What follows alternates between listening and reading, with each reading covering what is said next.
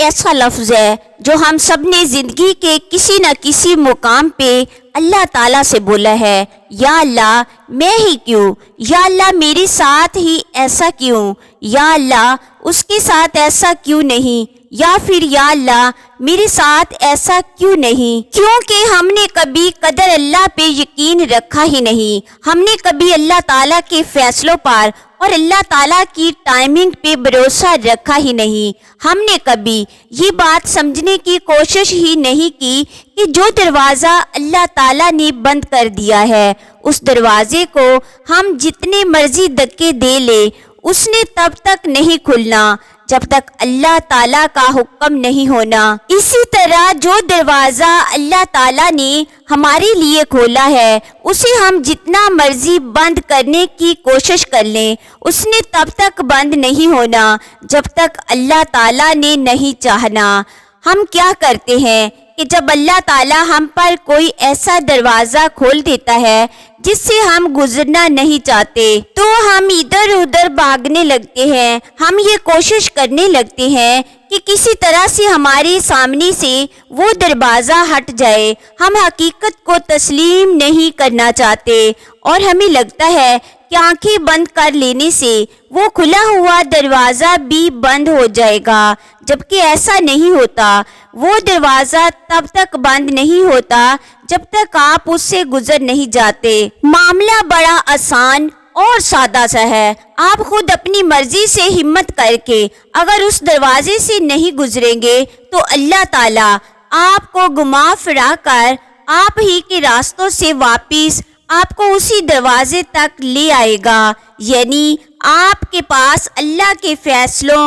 تعالیٰ کے فیصلوں کو ماننے کے علاوہ کوئی دوسرا راستہ نہیں ہے۔ بالکل اسی طرح جو دروازہ اللہ تعالیٰ نے آپ پر بند کر دیا ہے آپ اسے توڑنے کی کوشش کریں، آپ اسے زبردستی دھکوں سے کھولنے کی کوشش کریں، آپ اس کے سامنے بیٹھ کر گڑ گڑائیں، آپ اس کے سامنے روئیں، پھر بھی وہ تب تک نہیں کھلنا جب تک آپ اللہ پہ توکل رکھنا نہیں سیکھ جاتے۔ میں یہ نہیں کہہ رہی ہوں کہ بند دروازے کبھی نہیں کھلتے، بلکہ میں یہ کہہ رہی ہوں کہ بند دروازوں پر بس ایک محدود مدت تک ہی دستک دینی چاہیے۔ آپ اس بند دروازے کے سامنے بیٹھے جو اللہ تعالیٰ نے آپ پر بند کر دیا ہے، آپ اللہ تعالیٰ سے پورے یقین کے ساتھ اس دروازے کو کھولنے کی التجا کریں، لیکن اگر وہ دروازہ بار بار مانگنے کے بعد بھی نہ کھلے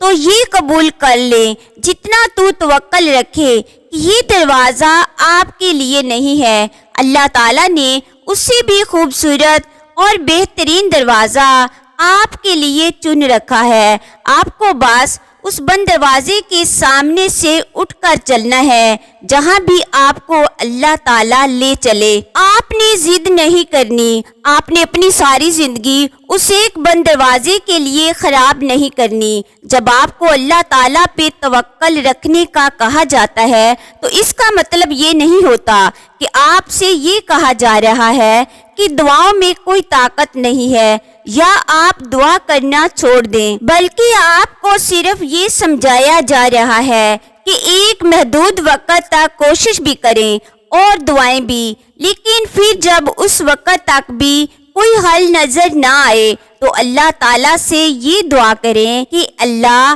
آپ کو اپنے فیصلے پہ مطمئن ہونے کی ہمت اور توفیق دے اور آپ کے دل کو اس راستے پر موڑ دے جو آپ کے لیے بہتر ہے، اور خود کو ان چیزوں کے لیے ہلکان نہ کریں جو آپ کے ہاتھ اور زندگی سے نکل گئی ہیں۔ اللہ تعالیٰ جو بھی کرتا ہے آپ کی بہتری کے لیے ہی کرتا ہے۔ حضرت آدم علیہ السلام نے اللہ تعالیٰ سے دعا مانگی، اے پروردگار اگر میں امام حسین رضی اللہ تعالیٰ عنہ کے زمانے میں زندہ ہوتا تو یقیناً ان کی نصرت کرتا اور اپنی اولاد کو ان پر قربان کر کے امام حسین رضی اللہ تعالیٰ عنہ کے جانساروں میں شامل ہونے کا اعزاز حاصل کرتا۔ اے اللہ مجھے ایسا بیٹا عطا فرما جو امام حسین رضی اللہ تعالیٰ عنہ کی شبیہ ہو اور میں اسے تیری راہ میں مقتول دیکھوں، اور تو مجھے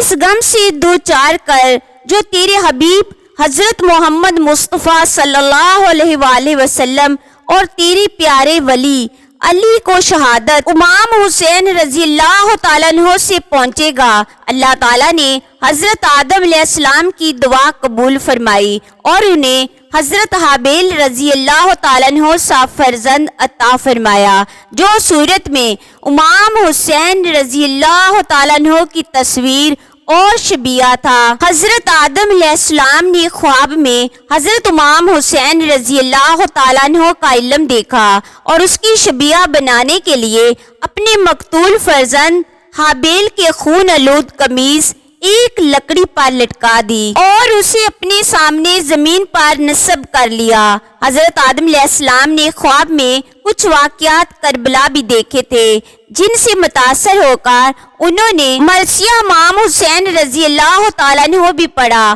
اور تمام زندگی گریہ ماتم کرتے رہے۔ پیارے ناظرین، مزید ایسی ویڈیوز دیکھنے کے لیے میرے چینل پر لائک، کمنٹ اور سبسکرائب کریں۔ شکریہ۔